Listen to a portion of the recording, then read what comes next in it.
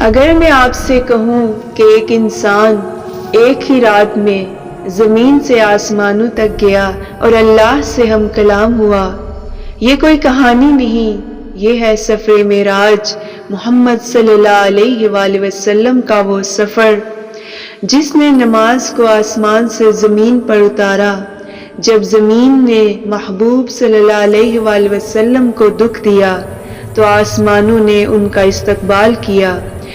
یہ ہے معراج کی رات، عظیم ایمان افروز اور معجزاتی واقعہ جو اللہ تعالیٰ کی قدرت کاملہ اور رسول کریم صلی اللہ علیہ وآلہ وسلم کے بلند مقام کو ظاہر کرتا ہے۔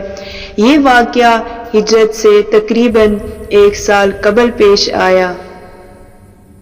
ایسے وقت میں جب آپ صلی اللہ علیہ وآلہ وسلم کو مکہ میں شدید مخالفت، طائف کی تکلیف دہ آزمائش اور حضرت خدیجہ رضی اللہ، حضرت ابو طالب رضی اللہ کی وفات جیسے صدمات کا سامنا تھا، تو اللہ تعالیٰ نے اپنے محبوب صلی اللہ علیہ وآلہ وسلم کو تسلی، عزت اور قرب خاص عطا فرمانے کے لیے یہ سفر کرائے۔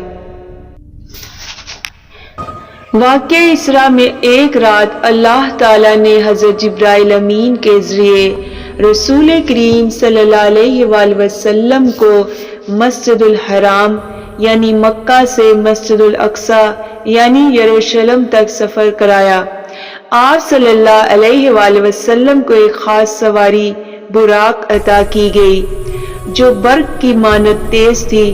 مسجد اقصی پہنچ کر آپ صلی اللہ علیہ وآلہ وسلم نے تمام انبیاء کرام کی امامت فرمائی، جس سے واضح ہوا کہ آپ صلی اللہ علیہ وآلہ وسلم تمام انبیاء کے امام اور خاتم النبیین ہیں۔ سورہ بنی اسرائیل میں اللہ تعالیٰ اس خوبصورت واقعے کو کچھ یوں بیان فرماتا ہے: سبحان الذی اسریٰ بعبدہ لیلا من المسجد الحرام الی المسجد الاقصی۔ مسجد اقصی سے آپ صلی اللہ علیہ وآلہ وسلم کو آسمانوں کی طرف بلند کیا گیا اور ہر آسمان پر مختلف انبیاء کرام سے آپ کی ملاقات ہوتی ہے۔ یہ خوبصورت منظر ہے کہ پہلے آسمان پہ حضرت آدم علیہ السلام، پھر دوسرے آسمان پہ حضرت عیسیٰ علیہ السلام اور حضرت یحییٰ علیہ السلام، تیسرے آسمان پہ حضرت یوسف علیہ السلام، چوتھے پہ حضرت ادریس علیہ السلام، پانچویں پہ حضرت ہارون علیہ السلام اور چھٹے پہ حضرت موسیٰ علیہ السلام، پھر آخر میں 7ویں آسمان پر آپ کی ملاقات حضرت ابراہیم علیہ السلام سے ہوتی ہے۔ یوں ہر نبی نے آپ صلی اللہ علیہ وآلہ وسلم کو خوش آمدید کہا اور آپ کی نبوت کی تصدیق فرمائی۔ اس کے بعد آپ صلی اللہ علیہ وآلہ وسلم سدرۃ المنتہا تک پہنچے، جہاں مخلوق کی رسائی ختم ہو جاتی ہے، جہاں اللہ تعالیٰ نے اپنے محبوب کو ایسا قرب عطا فرمایا جو کسی اور کو نصیب نہ ہوا۔ اسی مقام پر اللہ تعالیٰ نے اپنی خاص نشانیاں دکھائیں۔ سفر معراج کا سب سے عظیم تحفہ نماز ہے۔